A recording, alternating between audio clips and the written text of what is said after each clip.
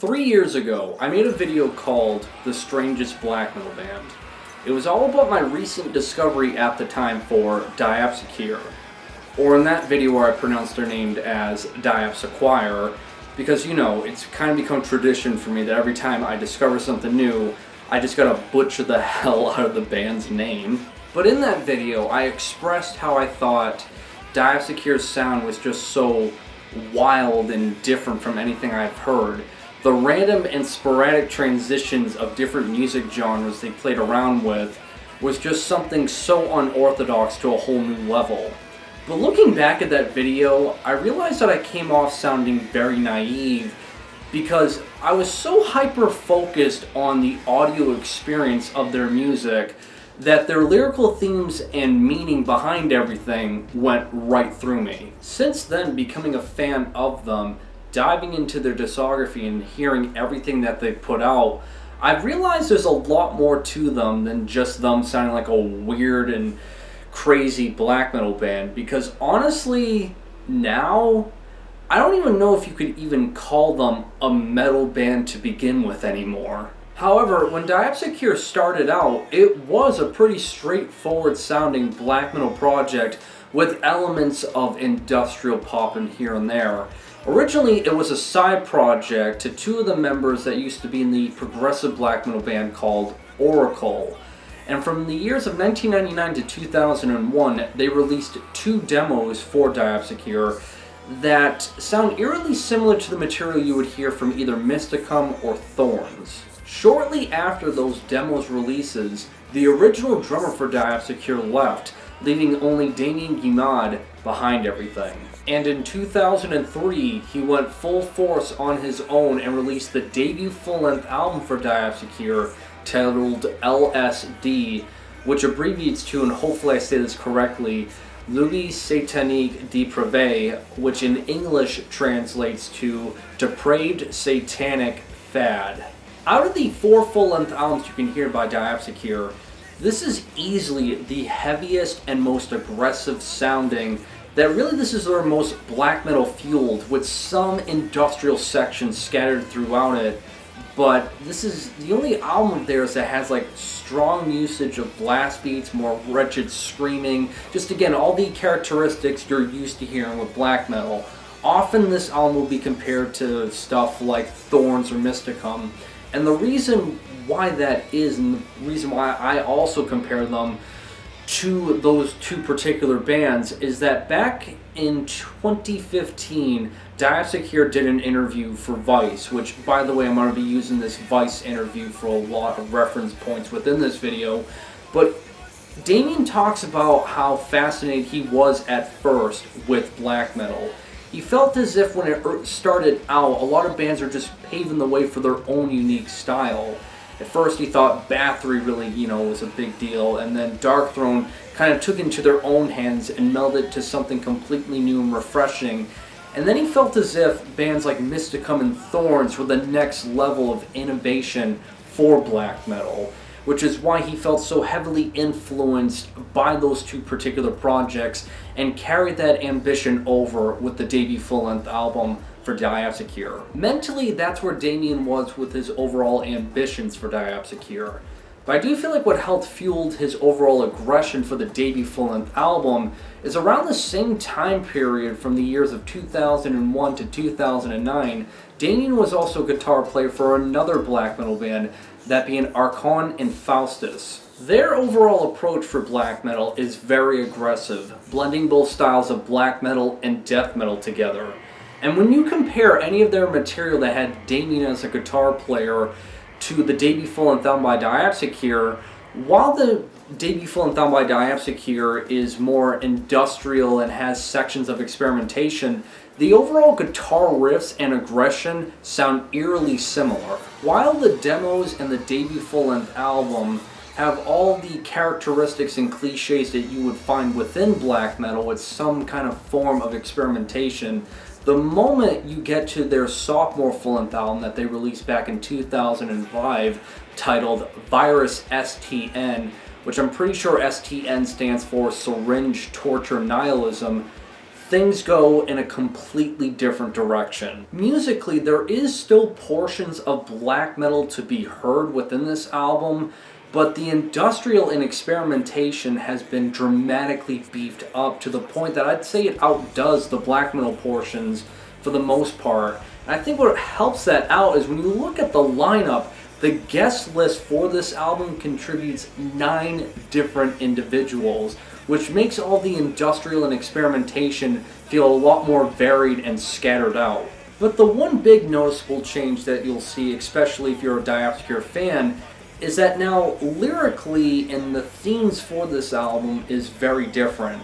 Because with the debut full-length album L.S.D, it deals with this kind of like cybergenetic form of Satanism.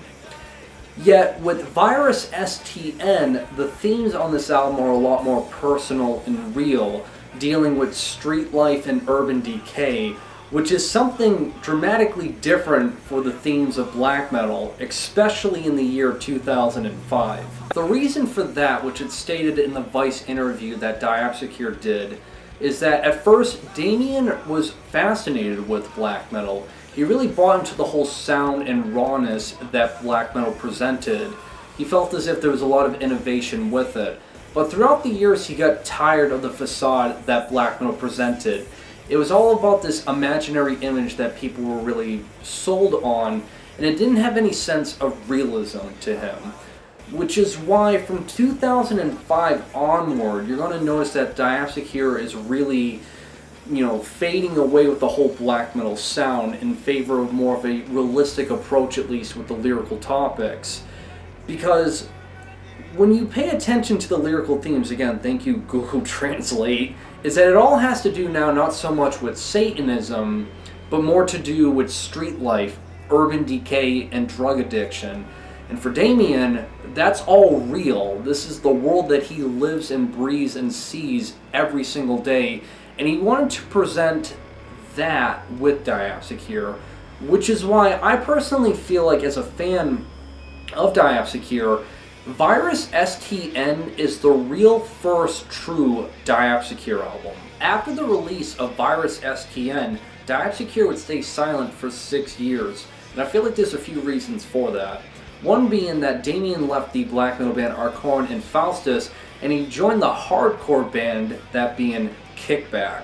These guys are very infamous in the French hardcore scene, mainly known for starting fights within the crowd at live shows. And I think because of that realism, even though in the very dangerous aspect of them, it attracted Damien to play guitar for Kickback. By doing that, this is how Damien became associated with the longtime bass player for Kickback, that being Pascal Pastori, who ended up joining Damien for Diapsiquir, and this is when they released the third full-length album, A.N.T.I. Once again, another album by Diapsiquir that has an abbreviation title. For those who aren't aware, A.N.T.I stands for that, which I can't pronounce in French, but the English translation for it is bitter, nervous, toxic, unstable. In terms of the mental and emotional aspect of this album, those 4 words perfectly summarize everything you're going to hear for its nearly hour-long runtime. There's so much to dissect with this album musically that it's impossible to summarize it in a video. If I were to attempt that, honestly, that discussion would last as long as the album itself. There's just so much happening. But I guess the best way I can summarize it in short is I always tell people to at least give this album 90 seconds of your time. Check out the first 90 seconds of it, because it'll let you know what kind of wild ride you're getting yourself into. Because it starts off with both of the members screaming their heads off with this industrial rhythm section and these really abrasive percussions. And then it just abruptly stops, and then it transitions to a sample of Jedi mind tricks, Blood In, Blood Out, and then that stops, and then transitions to them doing a form of French singing known as chanson. There's so much happening, and it's so wild, but that's what always piques my interest about this album. Honestly, I've listened to this album countless times, and I always get like a new experience out of it each and every time. I know I've said before that this is the strangest black metal band and album, but to be honest now, I really can't tell you exactly what genre they're trying to play here, because I know it's characterized as industrial black metal, but there is so much happening that what can I tell you what this is anymore? An experimental album, and that doesn't really sell it, because yeah, there's a lot of experimentation, there's a lot of usage of industrial, there's usage of noise, there's a shit ton of people in terms of the guest list playing all different instruments, from a cello, a trumpet, piano, other different forms of singing, other noise sections, and yes, there are portions of black metal you can hear within this album and some of the guitar riffs, and there are some screams that resemble what you would hear in black metal, but then there's also other portions within it that it has a lot of hardcore influence, which probably stems from the fact that both Damien and Pascal were a part of Kickback before this album's release, so that influence spreads in here. It's like there's just so much happening that I really can't tell you exactly what genre this is trying to be or what fan base they're trying to appeal to. I know I'm echoing all my thoughts and opinions about this album from everything I've said before, but what's also important when discussing Diapsiquir's music is their lyrical themes. And I feel like what A.N.T.I is trying to convey here is the next chapter of that to Virus S.T.N, where Virus S.T.N tries to give you more of an introduction to the street life, urban decay, and drug addiction of the individuals, giving you, again, an introduction to just that setting.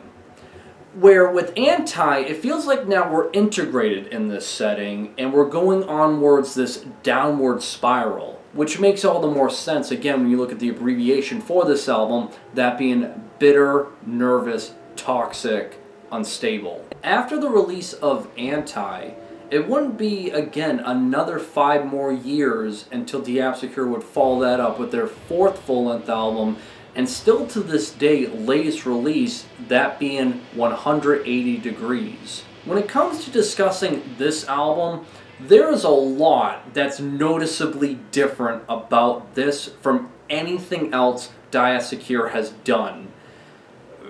Musically, where to begin? There's barely any metal at all. It's weird that people, again, attach black metal with this, because I don't hear it at any point within this album. There's more influence of that, of like, again, industrial, post-punk, hip-hop is more influenced within this album. And again, that form of like French singing known as Shazan is heavily present on this album. Again, there's just a lot of experimentation, which probably has to do with the fact that this album, in terms of its musical writing, in terms of all the instruments, was all improvised. To give you another example of just how offbeat this album sounds, is when you go on the Tour de Garde web store, which, by the way, this is the label that put out the cassette version of this album, they state in the summary if that you're a fan of Assassin, Phantomas, or Jacques Brel, you'll enjoy this. And it's like, what kind of a comparison is that to sell someone on an album from the label that puts it out? If you're a fan of Phantomas, which is the Mike Patton side project that's very experimental and abstract, and if you enjoy Assassin, which is a French hardcore conscious hip-hop group, and Jacques Brel, which is a Belgian theatrical singer, you'll enjoy this latest Diapsiquir album. It's like, if that doesn't prove to you how offbeat and wild this album is, I don't know what will. Other noticeable changes, which I know I'm kind of nitpicking here, but it's really interesting how subtle they can kind of be that no one really brings up, is the choice of the album artwork and album title is so odd compared to everything else. Because again, with the first 3 albums, you have it very black, and you know, the band logo is with the pentagram and syringe, and it's always like, you know, an acronym like L.S.D. Same thing with the Sophomore full-length album. Again, dark photography, the band logo with the pentagram syringe, and its virus S.T.N. And the third album, again, it's black, band logo, pentagram syringe, A.N.T.I, Anti. But with the fourth album, it's now white. The band logo is just, in a plain font, and it's a really bright pink lettering. And the album title is now a number of 180 degrees. And I feel like there's a few reasons as to why the changes in between 180 degrees and everything previous to it is so vastly different. A huge reason for that is back in 2013, Damien stated that he started going to church on a regular basis. And while some may say, at least in the metal scene, that, oh, that's bad, it's pretentious, rediscovering your faith in God, oh God, it's Christians are bad. I feel like what Damien got out of it is, again, enlightenment, but also self-reflection. And not in the sense that, he's cleansed of all of his sins and it's a new palette for him. He's definitely self-aware at the very least of everything he's said and done. It's not like he's this perfect human being, which in some regards I do have respect for that at least he's self-aware of what he's done. And I feel like with this new kind of found faith, he kind of applies that with Diapsiquir here in the sense of self-reflection, because again, 180 degrees, like the angle of looking back, and even the album artwork looks like he's looking in a mirror. It's more of like this giant redemption arc is taking place on this album. And even the summary that the band provides is quite odd, stating that Diapsiquir is dead tonight. Diapsiquir is dead. Diapsiquir is alive. A bit closer to God and farther from Satan. Or maybe these two ones are just two sides of the same coin, laughing while strangling each other, false brother and false foes. Diapsiquir is dead. Diapsiquir is alive. Straightened up to 180 degrees, erected and hearted on an authentic but unorthodox Lazarus. Too authentic for us, for everything. Diapsiquir is dead and 180 degrees is alive. It just kind of sounds as if this is more of like a final chapter for the band. Because ever since the release of this album, there's been no new material other than some, mixtapes that they've released in 2015 and 2018, which is just all of the, improv work that they did on this album that didn't make it onto the album. It's kind of like hidden material that you can find here on YouTube. But yeah, there's been no news about them other than a 2019 Instagram post where it's just a short video of them playing some music. But again, that could just be all unreleased material from their jam sessions they did for this album that was all improvised. So what it looks like to me, because some people always ask me, are you excited for a new Diapsiquir album? To be honest, I don't think there's ever going to be a new one, because this whole album is a giant redemption arc and a closing chapter to the project as a whole. To be honest, I'm totally fine with this being the closing chapter for this band. They've accomplished a lot with 4 wild albums that you can check out that really don't sound like anything else, at least that I'm aware of. And while they're not the most talked about band in the French, I feel weird calling them black metal, I'll just say in the French music scene, they have sprouted some influence for both black metal bands and industrial bands as well. For example, the French avant-garde black metal band Pensies Nocturnes has stated that they take influence from them, along with the industrial post-punk band Collapse has stated they take influence from Diapsiquir, to even Famine from Pest Noir, which is quite a big fan of this band. It's a huge reason as to why he was so determined to do a split with them back in 2014. I know I've always said before that Diapsiquir's music is equivalent to that of Heroin, but I don't feel like that's the best way to summarize them anymore. The best way to depict their music in a sentence is that Diapsiquir's music is equivalent to that of watching a Gaspar Noé film. If you're aware of any of these films right here that Gaspar Noé has done, Diapsiquir basically radiates that energy onto music. And that'll do it for this video, guys. Like always, everything I talked about will be in the links provided, and yeah, that'll do it. So like always, guys, make sure you guys drink plenty of water to stay hydrated, and have a great day.